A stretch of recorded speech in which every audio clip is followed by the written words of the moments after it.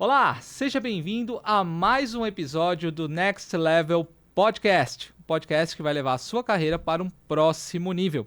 No episódio de hoje, um episódio muito especial como executiva de Supply Chain. Eu adoro bater esse papo com convidados de Supply Chain, mas antes de eu apresentar minha convidada, eu vou te pedir para se inscrever no canal, ativar as notificações, curtir, comentar e compartilhar. Isso nos ajuda a fazer esse canal crescer e trazer cada vez mais histórias incríveis, como a da Suane Gonçalves, executiva de Supply Chain, que me deu a honra de poder falar um pouquinho da carreira dela, das dificuldades. Tem uma carreira incrível, vocês vão ver. Suane, muito obrigado pelo seu tempo. Obrigada eu pelo convite. Suane, eu adoro conversar com o pessoal de Supply Chain. Na verdade, eu não sou de Supply Chain, né? Eu estou em Supply Chain, eu vim da área de qualidade, aí, né, aconteceu algo, põe o Paul e deixa o Paul tocar, então eu gosto de conversar com quem é da área, pra gente trocar ideia, porque é uma área desafiadora, um monte de coisa que acontece, principalmente no mercado brasileiro, mas me fala um pouquinho. Assim como a minha, eu fui empurrado pra Supply Chain, como é que a Supply Chain entrou na sua vida? Bom, minha história começa em 2011, né, quando eu estou na faculdade ainda, naquele momento de se inscrever para vários processos seletivos de estágio e tal. E um desses processos foi para uma empresa do ramo de construção civil. Eu não fazia a menor ideia do tamanho daquela empresa e eu fui para um projeto de grande impacto midiático, digamos assim. E aí eu entendi o tamanho do problema que eu tinha me metido, né? E naquele momento eu entro no projeto, sou alocada numa obra e começo a fazer o programa de job rotation do grupo. Então eu passo pelo financeiro, pelo RH e chego em suprimentos.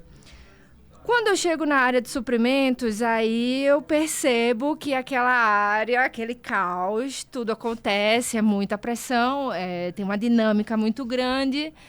Aí eu falo assim, gostei disso daqui.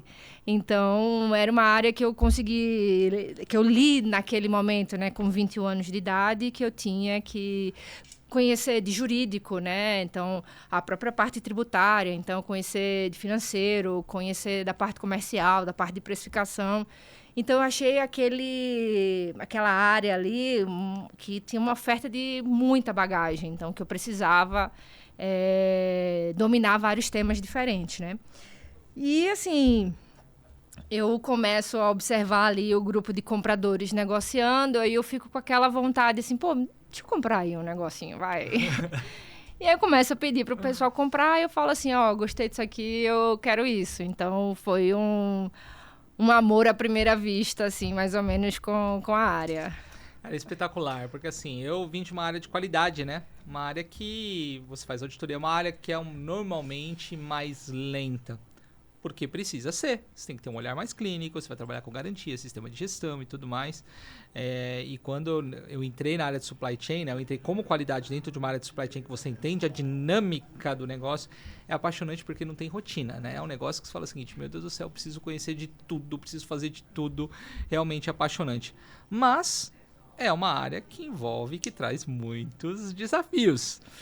Qual foi o maior desafio que você enfrentou na sua carreira e como é que você superou esse desafio? Sabe aquele que você chegou em casa, colocou a cabeça no travesseiro e falou, será que eu saio dessa amanhã? Eu fiquei 10 anos nesse grupo, né? E eu acredito que tudo que eu vivi lá me moldou como a profissional que eu sou hoje. E chegou um momento da minha carreira que eu tive uma oportunidade de sair do grupo para outro negócio. Então, eu não tinha tido experiência em outra empresa anteriormente, era só nessa. Dentro da empresa, passei pelo segmento de construção civil e pelo agronegócio. Eu estava muito feliz. E aí, aquela oportunidade, ela pintou assim para mim como, olha, é uma oportunidade para você se provar profissionalmente para você, né? Você tem que se provar novamente para uma nova liderança, para uma nova equipe, conhecer uma nova cultura, se adaptar a essa nova cultura, conhecer novos processos. Então, eu achei que seria um momento de adquirir mais bagagem, né? Então, eu saí de um mercado que eu já dominava e fui navegar no mercado ali de locação de veículos que era completamente novo. Então, foi como se eu reiniciasse a minha carreira. Então, eu achei que isso foi um grande divisor de águas para mim. E nesse momento, eu acho que meu grande desafio foi reinvenção, né? Eu atuei nesse grupo no segmento de divisão de frotas públicas, então tudo dependia muito do sucesso das licitações.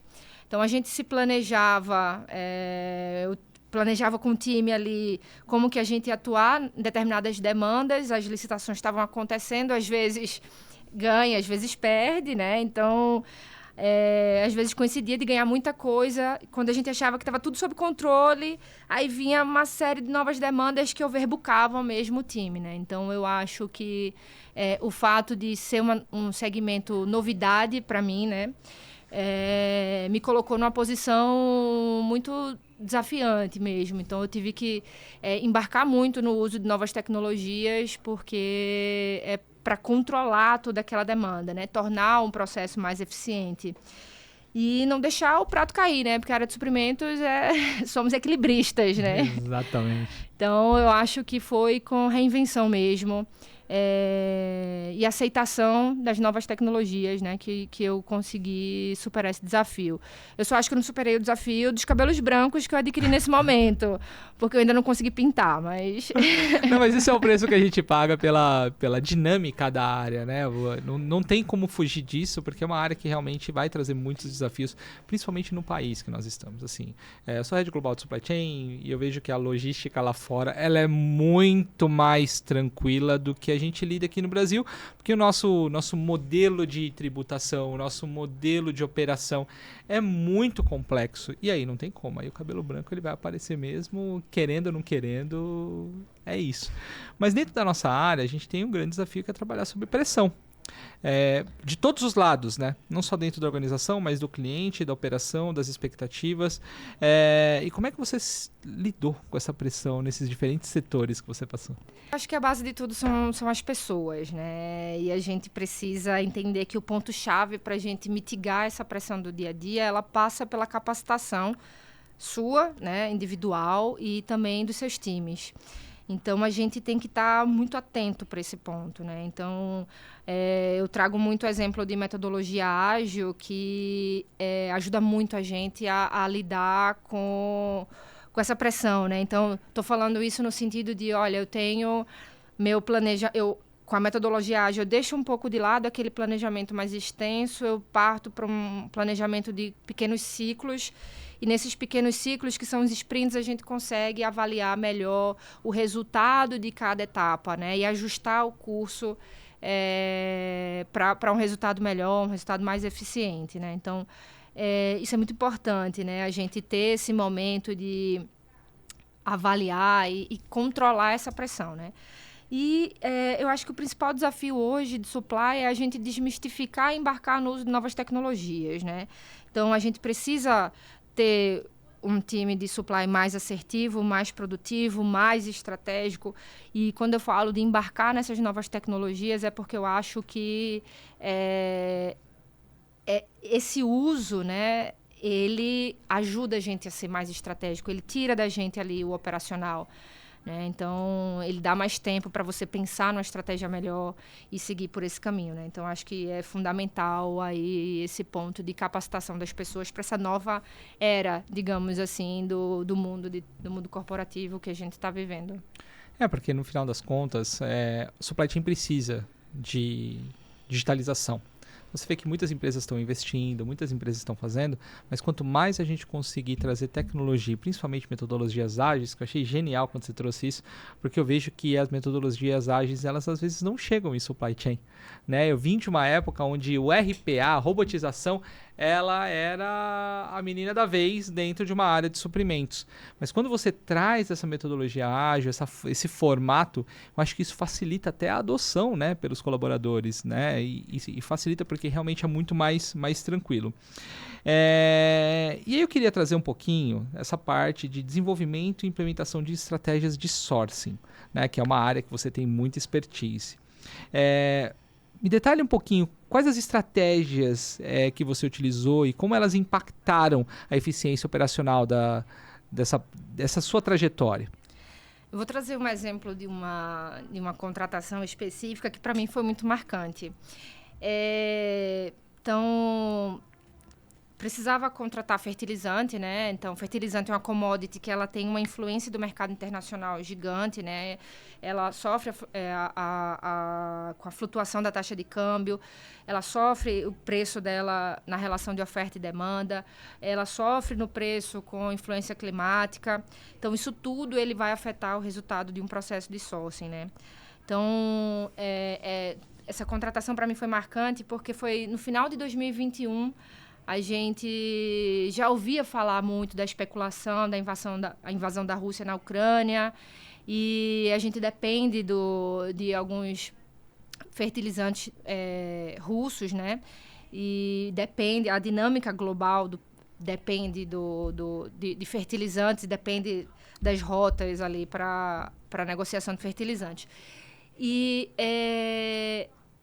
a gente iniciou um processo de sourcing com muita insegurança, assim, no sentido de, olha, como é que vai ser a precificação, eu vou com que volume para o mercado, eu vou com o volume total que eu tenho, eu não sei o que vai acontecer, qual que vai ser meu modelo de remuneração, né? Então, a gente se preocupou muito em desenvolver uma estratégia que visasse olhar esse contexto geopolítico para definir o modelo de precificação. Então, por exemplo, eu vou fixar o preço da matéria-prima na composição, né, do fertilizante em reais, ou eu vou deixar ele sofrer a variação do câmbio. Eu vou com o meu volume todo, eu compro o volume para o ano safra, eu compro o volume para um trimestre, um semestre, um mês. Então, como é que vai ser isso? Então, obviamente, a gente contou com o fator inteligência de mercado, mas também com um pouquinho de feeling de sorte, né? E decidimos fechar o volume da safra, negociamos esse volume na quarta-feira, dia 26 de fevereiro, né? Dia 23 de fevereiro de 2022, e na quinta-feira a gente amanhece com a notícia da invasão da Rússia, né? Então, a gente ficou muito feliz, assim, porque a gente conseguiu travar um volume que estava nacionalizado já estava no Brasil, e a gente mitigou aí o impacto que poderia ser gigante, assim, no desabastecimento mesmo do produto nas usinas, né? Então, foi bem marcante. Não, espetacular, e principalmente que essa invasão da Rússia na Ucrânia, que todo mundo pensava que ia ser algo rápido, né? Porque o pessoal não acreditava que a Ucrânia ia resistir tanto, e no final das contas até hoje está acontecendo, né? Ou seja, por isso que é importante de você adotar boas estratégias e você ter todo esse planejamento, porque muita coisa vai acontecer, principalmente a gente nunca esperava que ia acontecer uma pandemia, né? Pelo menos eu não imaginava, só conhecia dos livros, eu vivia uma pandemia, não imaginava viver guerras, e está acontecendo. Então, assim, a nossa área ela é muito afetada pela parte geopolítica. Eu tenho ainda o desejo de trazer um professor de geopolítica para conversar aqui também, porque principalmente na área de sourcing, na área que nós estamos, é realmente uma área muito, muito, muito complexa.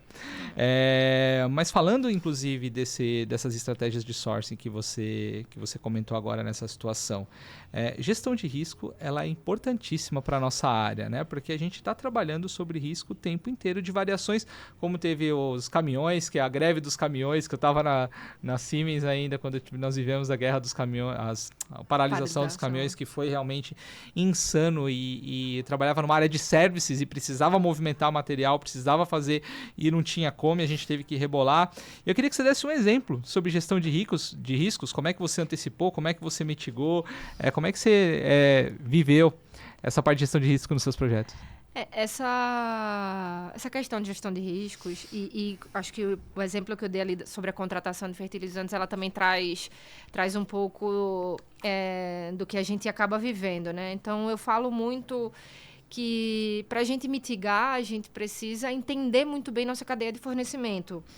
Então, qual que é a cadeia do meu produto, da minha matéria-prima? Eu preciso conhecer muito bem meus fornecedores, eu preciso fazer um bom processo de due diligence, eu preciso garantir que aquele produto tem qualidade, para assegurar que o fornecimento vai acontecer dentro do prazo, né?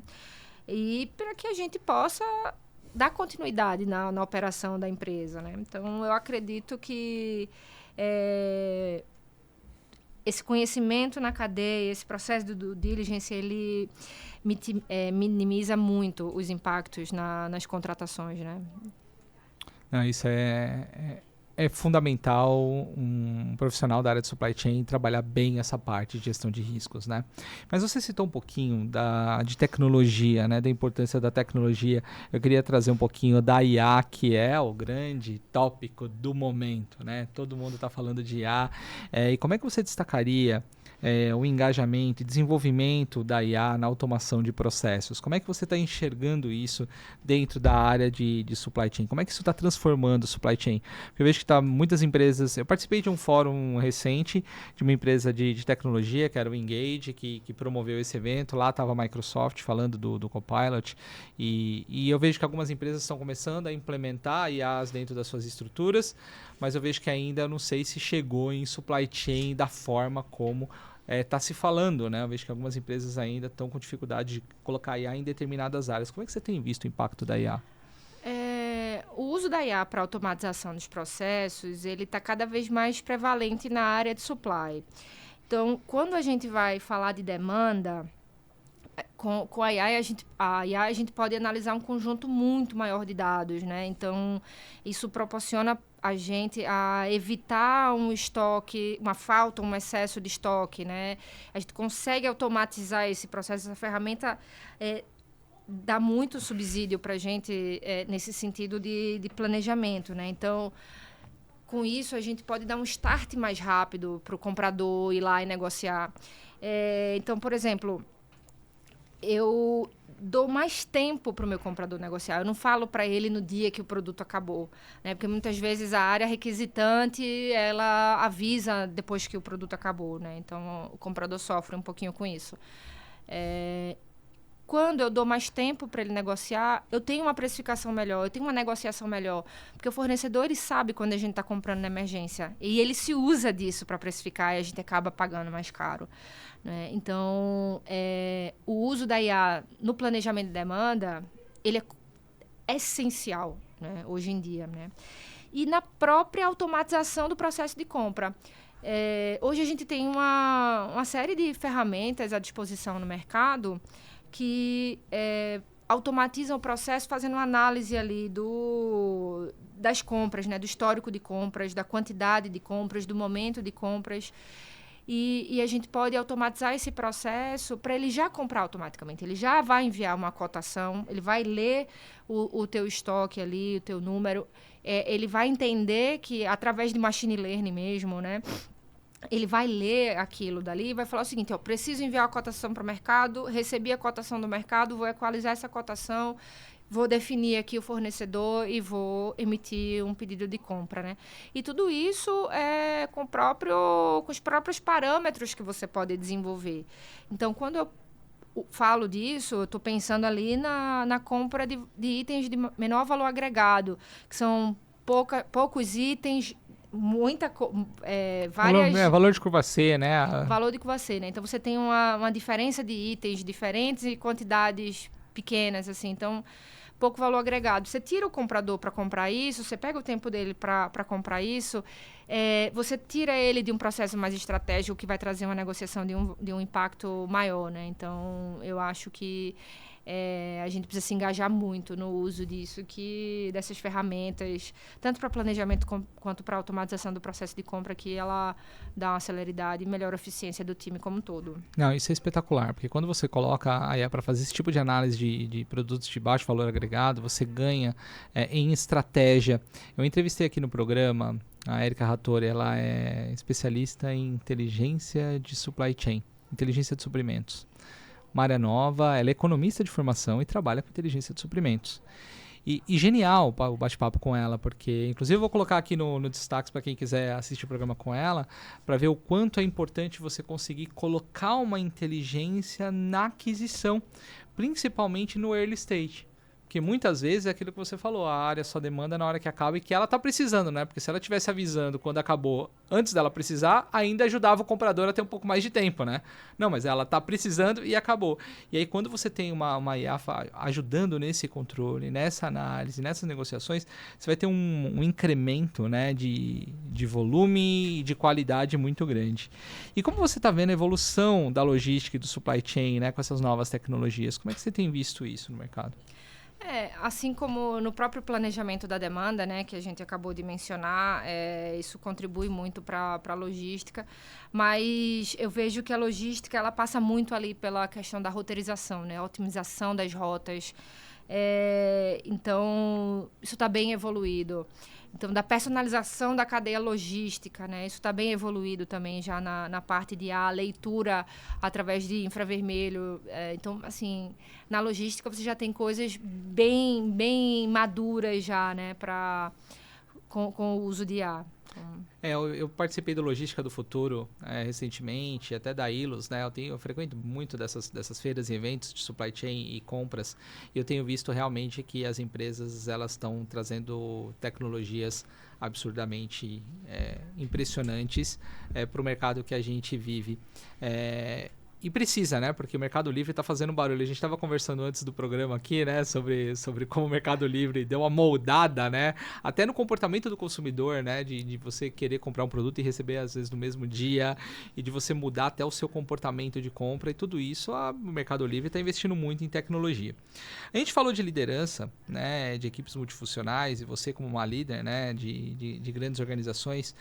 Quais são as estratégias que você utiliza para motivar e engajar a equipe? Eu gosto de fazer essa pergunta porque é sempre um desafio, né? A gente conseguir manter o time motivado e engajado. Quais estratégias você utilizou ao longo da sua jornada?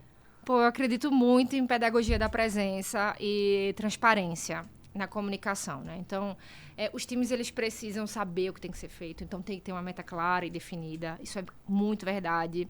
E ele precisa saber o porquê, né? Às vezes a gente, eu tenho uma meta clara e definida, mas ele não sabe qual que é o impacto daquela meta, o que aquilo vai causar na empresa, o que aquilo coloca de impacto em outras áreas, o que aquilo gera de impacto no resultado final da empresa, né? Então, quando você faz o seu time entender o porquê, né, você engaja muito mais ele naquele resultado. E nessa transparência de comunicação, eu falo assim, olha, está acontecendo isso. Então, você acaba fazendo com que o seu time ele compre a briga junto com você, né? Então, eu acho esse ponto de transparência muito, muito importante, né? Ele envolve muito rodada de feedback também, né? Então, você tem que saber também o momento certo de fazer um feedback, se aquele feedback ele vai ser vai destruir a motivação ou dar mais gás na motivação da pessoa. As pessoas gostam de feedback, né? Os times gostam. Então, às vezes na correria do dia a dia o líder acaba deixando, vai passando, mas assim, olha, o ponto de você ser líder você está ali para gerenciar pessoas, né? Você está ali para cuidar das pessoas. Então, a tua rotina ela tem que envolver essa agenda de feedbacks. E o mais importante, né? O líder tem que saber como faz o que está pedindo. Saga, aí você falou tudo. A gente sabe que existe muito líder no mercado que pede, mas ele não faz ideia de como faz o que ele está pedindo, né? E às vezes o time fica um pouco desnorteado. Por que me pediu isso? Eu não sei como é que faz isso. Então, quando você tira um tempo e você mostra seu liderado, né? Porque, às vezes, a gente cai naquela questão de reatividade, né? Não dá para fazer isso. Aí você senta lá com ele e fala, não, dá para fazer assim, ó, vamos por esse caminho, vamos testar assim. Então, eu acho que isso gera um impacto inconsciente, inclusive, né?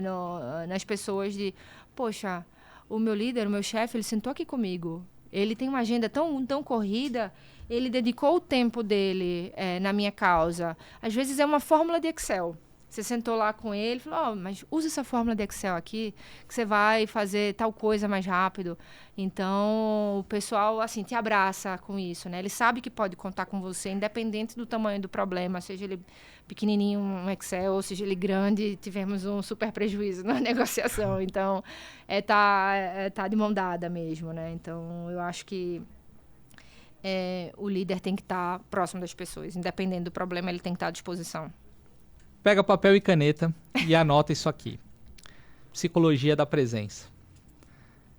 Isso que a Sônia falou é genial, porque é verdade. Eu vivo isso hoje como Head Global de Supply Chain, de ter uma líder que ela é presente, onde a gente tem semanalmente 1-a-1, onde ela fala assim, se você não sabe fazer, eu te acompanho para você fazer isso, para que você consiga executar. E a importância de ter um líder que está presente, né? Porque eu vejo muitos líderes que eles delargam, some e depois só quer cobrar o resultado. Então isso que você falou é perfeito. E na minha cabeça, né, pode ser controverso, pessoal, mas para mim um líder, você tem que diferenciar líder e gestor, que são coisas diferentes. 50% do tempo de uma pessoa que lidera pessoas é dedicar 50% do tempo para o time dela. Olhar para o time. Apoiar. Isso que você está falando é espetacular. Genial. Anotou? Psicologia da presença. Eu nunca tinha ouvido esse termo. Sônia trouxe esse termo e realmente é verdade. Então, maravilhoso. Você tem falado ao longo da nossa conversa da importância de construir e manter esses relacionamentos, né, com stakeholders, de você estar sempre alinhado, de você estar sempre dedicando, olhando as pessoas, né? Qual a sua abordagem para fortalecer essas colaborações, essas parcerias? A área de supply, ela depende do relacionamento sólido com os stakeholders, tanto os internos quanto os externos, né? Falando dos externos, a gente manter uma relação de parceria, ela é importante porque ela vai te facilitar acesso a novas tecnologias, a novos produtos de forma mais rápida, né? Então, esse fornecedor, ele vai lembrar primeiro de você, porque ele entende que você é parceiro, ele entende que você constrói junto, ele sabe que você dá ouvido para ele, né? Então, vamos colocar uma situação de interrupção de uma cadeia de fornecimento ou uma mudança de condição comercial. Esse fornecedor vai passar a mão no telefone e vai ligar para você e falar assim, Sônia, eu tô com um lote de produto aqui que está no preço X e amanhã vai ter uma virada de lote, esse preço vai subir. Você quer levar? Né? Então, assim, isso é importante. E o fornecedor faz isso quando você tem uma relação de parceria, né? Então, é aquela questão, né? É a pedagogia da presença para o seu liderado, mas você também tem que ser presente para o seu fornecedor, né? E falando do stakeholder interno, eu vejo muito essa perspectiva de relacionamento sólido para um ambiente colaborativo, né? Então, quando você chama esse cliente interno para um processo junto com você, você envolve ele, você engaja ele em algumas etapas que ele pode ser chamado, né? Você não vai envolver o cliente interno ali em algumas etapas que a própria regra de conformidade, né, da empresa não permite. Mas chama teu cliente interno para fazer um levantamento de demanda, uma long list de fornecedor, você torna o ambiente mais colaborativo. Aquele cliente interno, ele passa a confiar no teu processo, ele entende que o cenário final, ele entende todo o caminho que foi percorrido até chegar naquele cenário final, ele compra aquele... Ele entende que você entendeu a dor dele, né? Então, fica muito mais fácil de você trabalhar com diferentes áreas, diferentes especialidades, você vai agregar mais informação, mais valor ao teu processo, porque você envolveu um time multidisciplinar no teu processo. Então, eu acho que a gente pode e deve envolver o cliente interno em algumas etapas do processo para promover esse tipo de ambiente mesmo. Supply chain é relacionamento, né? E é parceria. Então, eu trabalhei em algumas empresas onde, na verdade, você não tem parceiros, você tem fornecedor. E aí, quando você trata como fornecedor, é isso, né? É visceral, é você ir trabalhar por preço e você não ter essa parceria. Mas quando você realmente começa uma construção e você entende a importância de você trazer ele para o seu lado, você tem antecipação, que é justamente o que você comentou. O fato de você, dele antecipar, o preço vai aumentar, vamos trabalhar junto, como é que está o seu projeto, vamos fazer a coisa acontecer. E isso é espetacular na área de supply chain, porque você acaba levando fornecedores para as outras empresas que você está indo, porque você sabe que ele é parceiro, você sabe que ele é compliance, você sabe que ele está ali junto com você. E quais as tendências que você acredita que vai moldar o futuro de supply chain? Vamos falar um pouquinho de futuro aí nos próximos anos. Vamos fazer uma futurologia da área de supply chain. Vamos lá, essa é boa, né? A gente poderia falar aqui sobre supply chain sustentável, digitalização e tecnologias emergentes, mas tem um que eu gosto muito de falar, porque eu acho que ele deixa muita gente de cabelo em pé, que é a customização e personalização, né? Hoje o mercado, ele tem muito consumidor que ele quer ter essa experiência, né, personalizada, sob medida. E a área de supply chain, ela vai precisar se adaptar a isso. Isso vai precisar que a gente tenha uma cadeia de fornecimento muito maior do que a gente tem hoje, porque essa personalização, essa customização vai exigir uma dinâmica muito maior. né, ela vai exigir muito mais adaptabilidade da área de compras, né, e logística. Então, eu acho que customização e personalização é uma tendência já, e a gente precisa se preparar para atender as necessidades dos consumidores nesse sentido. Deixa eu fazer uma outra pergunta aqui, vou puxar um ganchinho nessa aí. Com a pandemia, muita empresa foi afetada. Você acredita que a gente consegue ainda voltar a ter uma base de fornecedores como a gente tinha antes? Porque eu tenho visto que as empresas estão com muita dificuldade de desenvolver fornecedores hoje em dia por conta dessa redução e do impacto que teve na pandemia. Você acredita que é possível voltar a ter um long list de fornecedores como se tinha antigamente? Eu acho que é muito possível e é necessário, né? Eu não tenho como comprar com o mesmo fornecedor sempre. Eu acho que a própria dinâmica do mundo, ela pede isso, né? Então, a gente precisa desenvolver fornecedor. Isso é necessário. Então, vamos supor um fornecedor local. Vamos pegar um exemplo desse cara. Esse cara não tem uma série de documentações. Mas ele é um cara que pode trazer um impacto no teu resultado, e você também pode gerar um impacto naquela região de atuação, né, com o desenvolvimento daquele cara. Então, a gente voltar a ter um long list de fornecedor, ele passa também pelo desenvolvimento dessas pessoas pequenas, né? Isso é interessante para ambas as partes. Então, a gente está falando com esse gancho aí de customização e personalização, que às vezes eu não posso ter aquele meu fornecedor que eu fiz um contrato guarda-chuva lá com ele, um contrato grandão para me atender. Às vezes aquele cara não vai atender aquela necessidade de personalização, de customização que o cliente me exigiu. E eu vou precisar do cliente pequeno. Então, se eu não desenvolvo ele, eu não tenho como usar. Então, de certa forma, para determinados negócios é muito bom a gente ter um número mais enxuto de fornecedores, só que a gente também precisa se preocupar com sempre mapear o mercado. Então, não é porque o processo foi desse jeito que amanhã a estratégia tem que ser a mesma, você pode mudar. Então, o desenvolvimento de fornecedor é essencial. Nenhuma empresa grande hoje cresceu grande, né? Ela cresceu pequenininho. Alguém lá atrás desenvolveu ela. Então, acho tudo passa por isso. Espetacular, porque customização e personalização, sem você ter uma base que possa te atender, fica muito difícil, você vai ficar engessado. É o que eu falo, uma das maiores dificuldades da área de supply chain é quando você tem single sourcing. Quando você vai negociar com um cara que domina o mercado e só tem ele. Então, ali você tem uma dificuldade absurda de você conseguir preço, de você conseguir definir estratégias, porque você vai ficar um pouco refém do cara, porque só tem ele no mercado. E você citou 2 outros pontos que eu queria até explorar um pouquinho mais, que é o supply chain sustentável e a digitalização. Ouve-se falar muito de ESG hoje em dia. As empresas estão começando a colocar o ESG nas agendas dos seus executivos e pelo menos dentro da minha atuação hoje, a sustentabilidade da cadeia de suprimentos ela é fundamental. Como é que você tem visto isso, esse supply chain sustentável?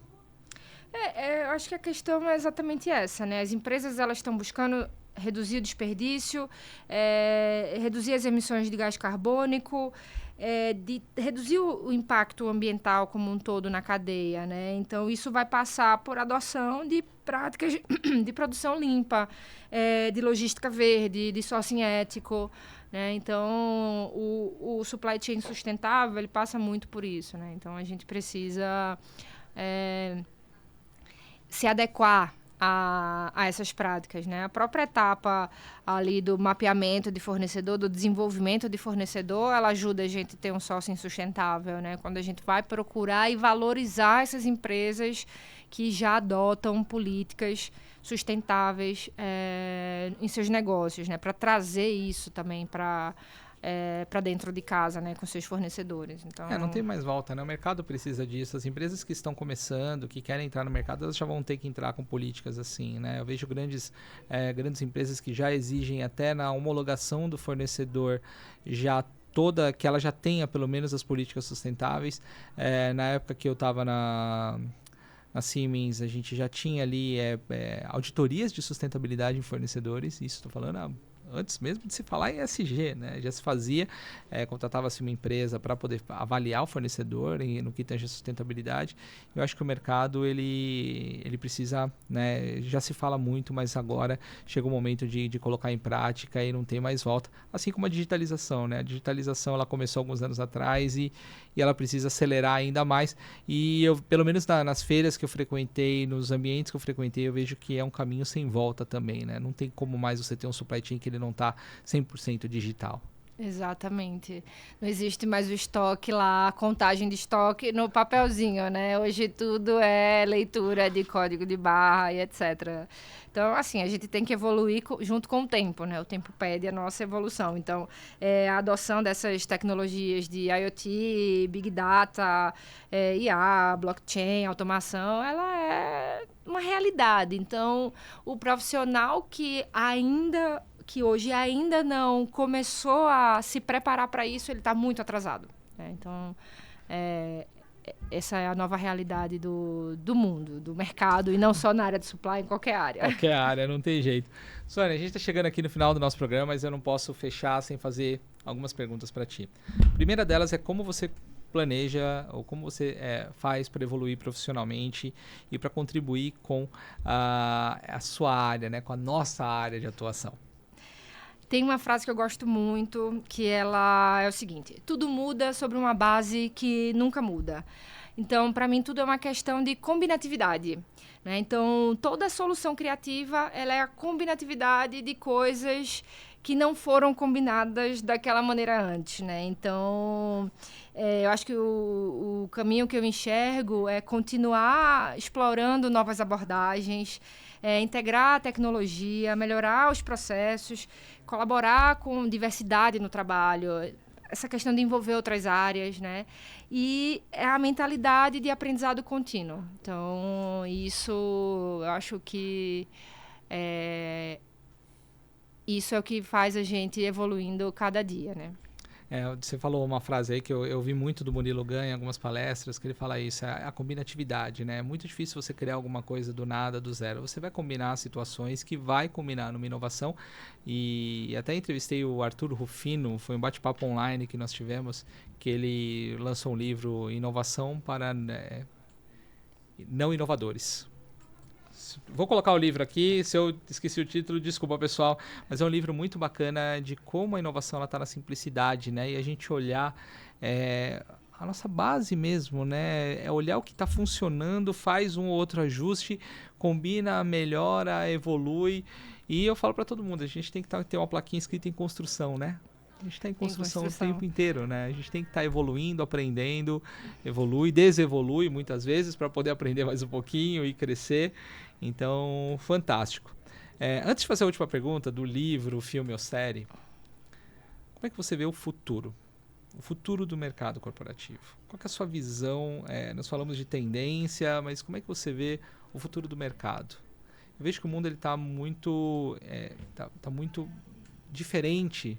A gente achava que o home office ia ficar, aí saímos da pandemia, o presencial está voltando, o híbrido está cada vez mais difícil encontrar posições remotas, então a gente tende a voltar sempre para aquilo que a gente já estava acostumado, apesar de saber que no home office funciona.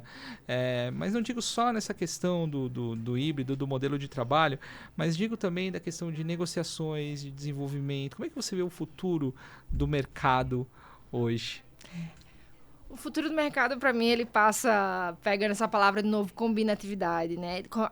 Ele vai pegar a combinatividade de tudo que existe, né? Então, a gente está falando de novas tecnologias, a gente vai ser mais assertivo, a gente vai ser mais planejado, mais organizado, mais dinâmico, mais estratégico. Então, isso tudo passa ali pela reinvenção de todo mundo, né? Então, é como se houvesse um grande convite para todos darmos um passo à frente no nosso próprio conhecimento, né? Então, essa questão da volta do híbrido pro presencial, que ninguém me julgue por isso, mas eu gosto do presencial, porque eu acho que é uma oportunidade de a gente ter troca com as outras pessoas, de a gente aprender coisas novas. Às vezes você está fazendo uma coisa de um jeito e aí você olha pro cara do lado, ele fez de um outro jeito que para você ficaria mais fácil. Então, essa volta, ela propicia isso, né? E a gente está num processo de evolução, né? Então, e de transformação do mundo corporativo, dos processos em si, né? Então, eu acho que tudo vai ficar muito mais dinâmico, muito mais rápido daqui para frente. Então... E somos animais sociais, né? Vamos combinar que ninguém faz um churrasco virtual, cada um na sua casa, com uma tela ligada. A gente que precisa de pessoas. Eu, quando começou essa questão, antes mesmo da pandemia, eu já fazia home office muito antes, na Siemens. E eu vejo que era muito bom, porque muitas vezes você consegue focar, porque a gente às vezes vai, toma um café aqui, vai e acaba não produzindo tanto, mas a gente precisa estar junto, né? A gente precisa aprender com as pessoas, olhar as pessoas. E eu hoje trabalho home office e eu vejo a importância de você, colegas, né? Você tá tanto com uma tela e às vezes um café faz toda a diferença. E na liderança é isso, né? Eu tenho a experiência dupla, né? De ir para o escritório em alguns momentos e lidar com uma gestora que eu nunca vi presencialmente, mas eu acho que não tem volta o presencial. O presencial, ele precisa, na verdade, desculpa pessoal, o presencial ele vai voltar e vai voltar forte. O home office ele vai ser uma situação em que você precisa focar, mas o home office ele vai cada vez mais diminuir, como já vem acontecendo, porque a gente precisa de contato, né? A gente precisa de pessoas. Então não é a questão nem de te julgar, não. É uma questão da necessidade humana mesmo. Eu sei que eu converso com muita gente, eu vejo muitas pessoas procurando, quero 100% home office. Mas chega uma hora que enjoa, né? Você fala assim, eu quero ver gente. Quero estar perto de pessoas. É que nem viagem, né? As primeiras viagens corporativas, elas são maravilhosas, porque é tudo uma novidade. Depois, quando você começa a viajar muito, você fala assim, já não quero mais viajar, né? Eu quero ficar em casa. Você tira a férias das férias. Né? Exatamente, exatamente. E, Suane, pra gente poder fechar aqui, eu sempre preciso fechar, porque senão o pessoal me cobra. Uma dica de um livro, um filme, uma série que tá te impactando pessoalmente. Não precisa ser nada relacionado à supply chain, mas algo que você tem consumido e que tá fazendo a diferença na sua vida. Olha, tem uma série na Apple TV que chama Ted Lasso. É uma comédia, um pouco drama, um pouco romance, talvez, mas é genial. É a história de um técnico de futebol americano que foi convidado para ser técnico de futebol profissional na Inglaterra. Ele não tem experiência nenhuma com futebol tradicional, então ele embarca nessa aventura. Tiazona, né? Falando aventura, mas tudo bem. Então, ele embarca nessa história e ele vai conquistando muito o time, que tem muita resistência a aceitar ele, porque ele não tem experiência. Né? E aí ele conquista todo mundo com muita humildade, com muita transparência. Ele reconhece quando ele está errado. Então, ele consegue engajar o time de uma forma... O time é, sei lá, a segunda divisão do campeonato X da Inglaterra. E ele vai criando um ambiente tão harmônico ali que o time chega a ganhar uma Champions League. Então, assim, a série é muito engraçada, tem muita sacada boa e uma lição de liderança. Vou colocar aqui na descrição. Qual que é o nome da série? Ted Lasso. Ted Lasso. Vou anotar aqui, porque eu vou colocar aqui. Porque, olha, eu vou falar pra você, laço com C cedilha? 2 S. 2 S? Ted Lasso. Tá. Aqui anotado, porque, olha... Eu acho que vai ser uma lição para as empresas, inclusive, essa série. Porque eu vejo muita gente querendo trazer pessoas do mesmo segmento e esquece que liderança é pessoas.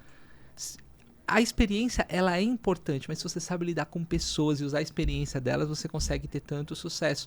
Falo isso porque eu tive muita sorte na minha carreira de muitos profissionais apostarem, por exemplo, eu não sou da área de supply chain, eu abri o programa falando isso, eu não sou de supply chain, eu estou em supply chain. Eu não vim de uma formação de supply chain, é uma formação de qualidade e que aí a minha experiência de lidar com as coisas, com problemas, as pessoas confiaram em mim e foi. Mas interessante, vou colocar aqui na descrição para você acompanhar. Muito boa, vai adorar, depois me fala. Muito boa. Apple TV, anotado. Mais alguma dica de livro, série? Acho que tem um livro que vale a pena indicar, 21 Ideias para o Século XXI. É um livro massa, assim, ele é uma provocação para a gente ser mais inovativo. Então, ele traz muito insight de como a gente tem que refletir sobre as coisas que acontecem no contexto geral, né? Não só falando de empresa, né? No mundo corporativo, mas no contexto político, no contexto social. Então, ele é um livro que te faz te traz uma série de reflexões. É um livro que é marcante para mim, é muito bom. Que bacana, espetacular. E Suane, pra gente encerrar, não posso fechar sem que você passe uma mensagem para nossa audiência, para quem não está assistindo, uma mensagem da Suane para você. Gente, eu acho que a mensagem é resiliência. A cadeia de suprimentos, o profissional de suprimentos, ele exige ser resiliente, né? Eu acho que isso torna a gente muito mais forte, né? Ter um espírito de servir, isso é muito importante na cadeia de suprimentos, né? E continuem correndo atrás dos seus objetivos de carreira. Então, a mensagem é essa, é a questão da mentalidade e do aprendizado contínuo. Então, o caminho é por aí. Maravilha. Suane, muito obrigado pelo seu tempo, um bate-papo incrível, está convidada para voltar, para falar dos seus novos projetos. Muito obrigado pela sua generosidade. Eu que agradeço o convite, foi super legal o bate-papo, obrigadão. Muito obrigado a você que nos acompanha. Não se esqueça de curtir, comentar, compartilhar, se inscrever no canal. 70% das pessoas que nos assistem não são inscritas. Isso nos ajuda a levar essa mensagem e trazer cada vez mais executivos para compartilhar com insights para sua carreira. Então, muito obrigado e até o próximo podcast Next Level.